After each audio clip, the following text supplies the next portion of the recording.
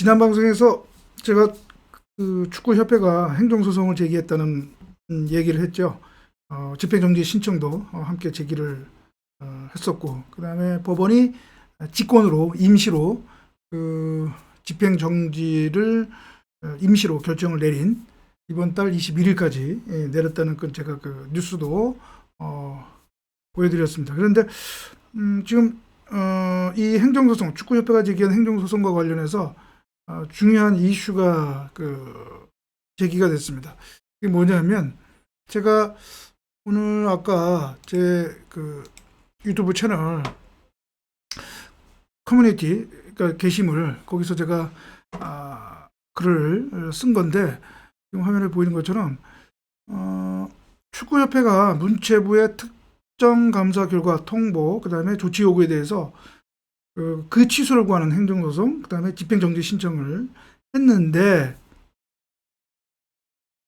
그 행정소송의 대상이 되는, 그러니까 축구협회가 취소의 대상이 되는 그 문체부 통보 및 조치 요구, 그것이 그러니까 법리상 그 취소, 항고소송의 대상이 될 수 없다라고 하는 그 쟁점이 있는 것입니다.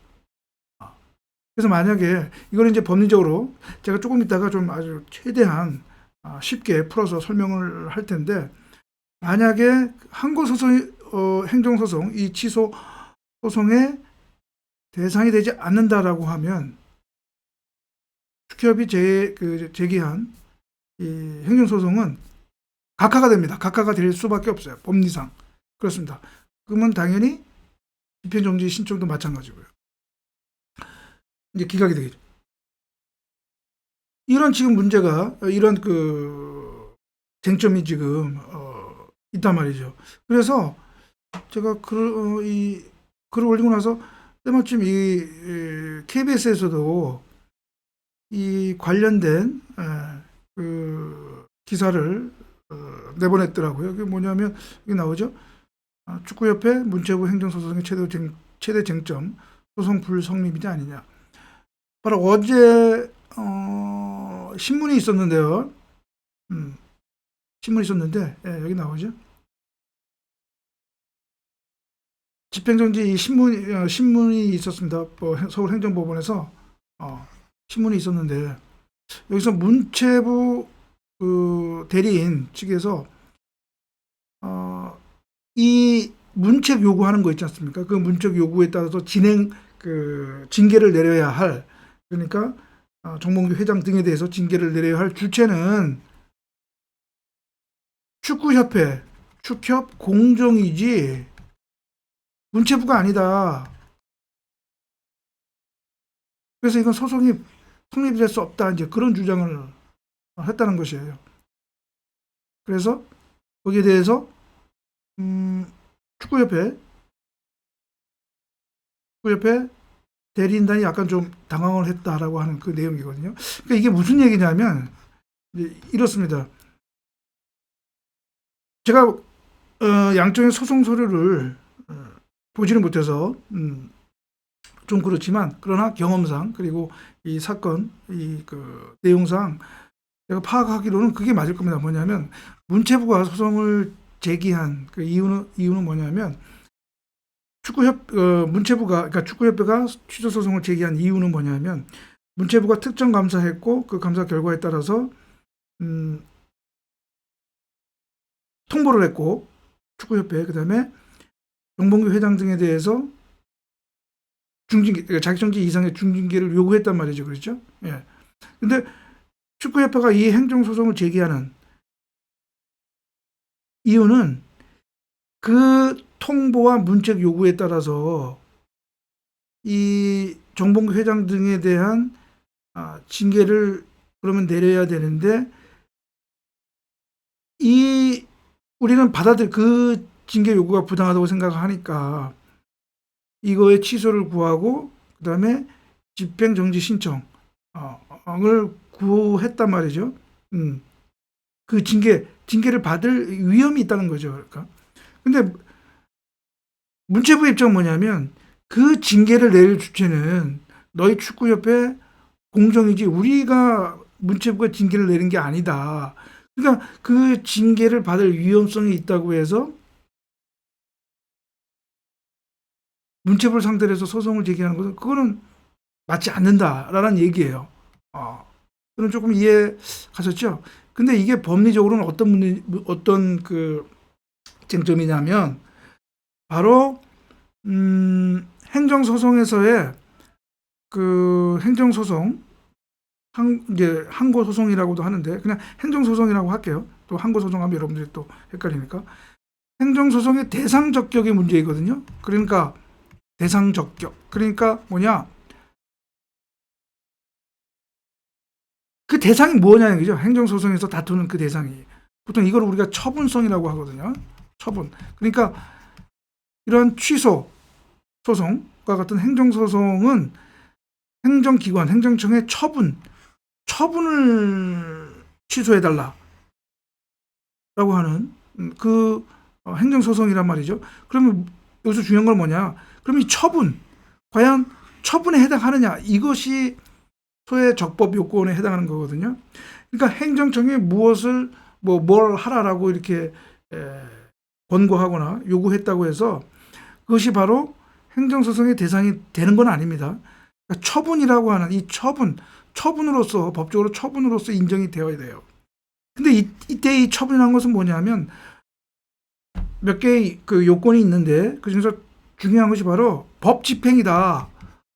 법을 집행하는 행정기관의 어떤 집행 행위로서 국민에게 어떤 권리를 제한하거나 의무를 부과하는 법적으로 이러한 효력이 있어야 된다라고 하는 것이죠.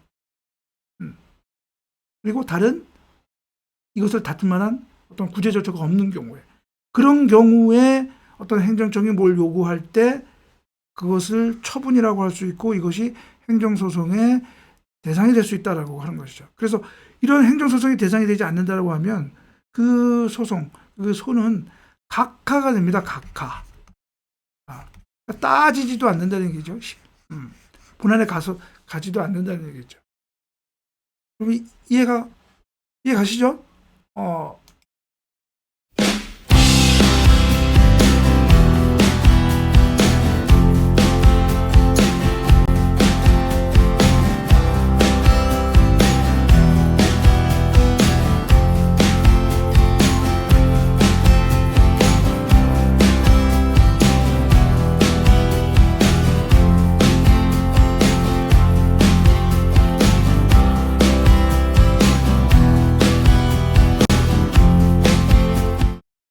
그래서 이제 돌아와서 이 지금 문체부와 축구협회 이 행정소송 이성에서도 바로 이제 그 문체부가 주장하는 그 내용이 바로 조금 법리적으로 틀어서 얘기를 하면 바로 문체부가 축구협회의 그 감사 결과를 통보하고 그다음에 정봉규 회장 등에 대해서 문책 요구를 한 것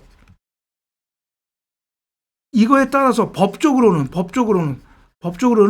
축구협회가 이에 응하여야 할 의무가 발생하는 것이 아니다라고 하는 것이죠. 문책 요구를 한다고 해서 그거에 따라서 그러면 축협이 그 문책 요구를 응하지 않는다. 그래서 징계를 내리지 않는다라고 해서 축구협회에 직접적으로 어떤 불이익이 가해지지 않는다는 얘기죠. 문체부가 축구협회에 대해서 어떠한 페널티를 부과하지 않는다는 얘기죠. 즉 통보, 이 문책 요구가 행정소송의 대상이 되는 처분이 아니다라는 얘기예요. 그래서 만약에 재판부에서 맞다. 문체부가 감사 결과를 통보하고 문책 요구를 했지만 이거는 행정소송법상 행정소송의 처분이 아니다라고 판단을 하면 축협이 제기하는 이번 행정소송은 각하가 되는 것입니다. 각하. 그리고 따라서 거기에 집행정지 신청도 기각이 되는 것이죠. 그렇습니다. 그런 거예요. 그래서 제가 다른 어떤 판례들, 유사한 사례 판례들 보니까 그럴 가능성이 있더라고요. 왜냐하면 보통 이러한 어떤 뭐 문책 요구를 할 때 그 문책 요구를 따르지 않는 경우에 이제 관계 법령, 근거 법령에 시정 명령을 내리는 경우가 있어요. 그러면 이 시정 명령을 가지고 행정소송을 제기해야 돼요. 만약에 관계 행정기관이 문책 요구를 그러니까 관계 행정기관이 문책 요구를 했는데 어떤 협회가 따르지 않았다. 그러면 관계 법령에 의해서 행정기관은 그 협회에 대해서 시정 명령을 내리거든요. 이거는 불이익을 주는 거죠. 그러면 이 시정 명령에 대해서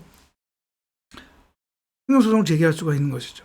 그런데 문제는 이번 축구협회의 특정감사 결과 통보, 문책 요구하는 그 근거법령은 공공감사법이거든요. 그런데 제가 확인해 보니까 공공감사법에는 이 문책 요구를 따르지 아니할 경우에 페널티, 즉 시정명령 제도가 없어요. 그 얘기는 무엇이냐? 이 통보 문책 요구는 처분이 아니에요. 행정소송의 대상이 될 수 없다라고 하는 것이에요. 이해 가시죠? 그럼 여러분들은 한편으로 또 이렇게 생각할 수 있을 거예요. 아니 그러면 따를 법적인 의무가 없다면 그러면 정몽규 회장 등에 대해서 축구협회가 징계를 안 내려도 아무런 뭐 문제가 없느냐라고 얘기할 수가 있는데 반은 맞고 반은 틀린 얘기, 그러니까 맞지 않는 얘기죠. 그 얘기는 무엇이냐면 법적으로는 강요할 수 없다, 강제할 수 없다는 얘기죠. 문체부가 축협에 대해서. 그러나 축협 내부 규정에 따라서, 그럼 우리가 보통 이제 자치법규라고 하는데, 이 자치법규에 따라서 지금과 같은 상황에서는 문체부가 특정 감사를 해서 정봉규 회장에 대해서 문책 요구를 했다라고 하면 적어도 공정위 회의를 열어서 징계 심의를 하여야 할 자치법규상의 의무가 발생한다는 얘기죠. 의무가. 공정위원회가. 근데 만약 이걸 안 했다라고 하면 공정위원장하고 위원들은 민법상 손해배상 책임을 질 수 있다는 얘기죠. 만약에 징계 심의를 안 했는데 나중에 이것으로 인해서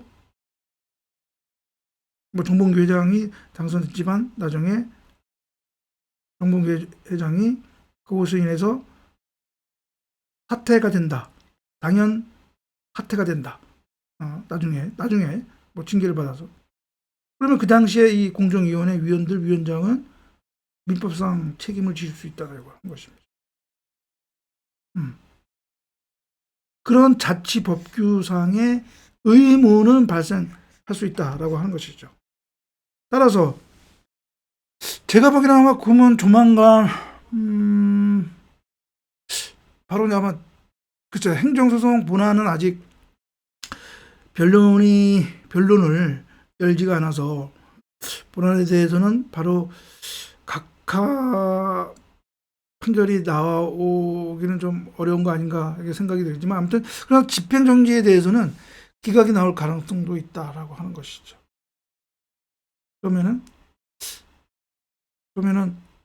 선거 26일 선거일인데 다음 주에 만약에 혹시 기각 신청을 받아들이지 않는 결정이 나오면 일단은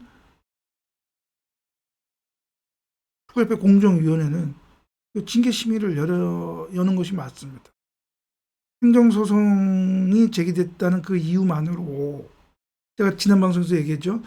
이런 행정소송을 제기한 여부와 상관없이 객관적으로 봤을 때 징계 공정위원회 회의를 열어서 징계 심의를 하는 것이 맞다라고 하면 해야 됩니다. 해야 되는 것이에요. 해야 되는 것입니다. 그래서 이 공정위원회의 독립성, 공정성 이것이 그래서 중요한 거예요. 그래서 제가 지난 방송에 얘기했지만 공정위원회가 정봉규 회장 눈치를 보는 것인지 아무튼 결과적으로는 정봉규 회장에게 지금 유리하게 회의도 제대로 열지도 않고 징계 심의를 하는 것이 마땅함에도 불구하고 하지 않는다는 거죠. 이거 심문선 후보는 내가 당선이 되면 이 공정위원회 독립성을 확실하게 하겠다 이렇게 공약을 했잖아요. 새 후보 중에서는 신문선 후보가 공정위원회 독립성을 확실하게 하겠다라고 하는 공약을 했단 말이죠. 그렇습니다.